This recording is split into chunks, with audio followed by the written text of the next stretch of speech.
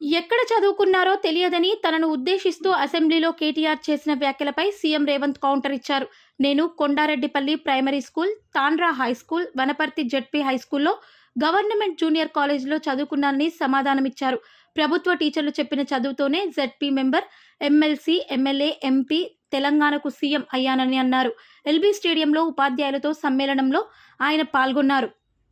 నిన్న కాదు మొన్న అసెంబ్లీలో ఒక ఆయన అంటుండే, నేను గుంటూరులో చదువుకున్నా, నేను పూనాలో చదువుకున్నా, నేను అమెరికాలో చదువుకున్నా, నాకు గొప్ప గొప్ప చదువు వచ్చు అని. మీరు ఆడ చదువుకున్నారు అన్న నెటకారం చేయబోయింది. మీరు చూసి ఉంటారు టీవీలలో అసెంబ్లీలో.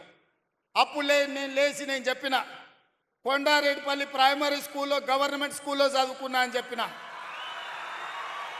తాండ్రా హై స్కూల్లో చదువుకున్నా అని చెప్పిన, వనపర్తి జిల్లా పరిషత్ హై స్కూల్లో, గవర్నమెంట్ జూనియర్ కాలేజీలో చదువుకున్నా అని చెప్పిన. ప్రభుత్వ పాఠశాలలో ప్రభుత్వ టీచర్లు చెప్పిన చదువు, ఆ చదువుతోనే ఇవాళ జిల్లా పరిషత్ మెంబర్గా, ఎమ్మెల్సీగా, ఎమ్మెల్యేగా, ఎంపీగా, తెలంగాణ రాష్ట్రానికి ముఖ్యమంత్రి అయినా ప్రభుత్వ టీచర్లు చదువు చెప్తే నేర్చుకున్న నేను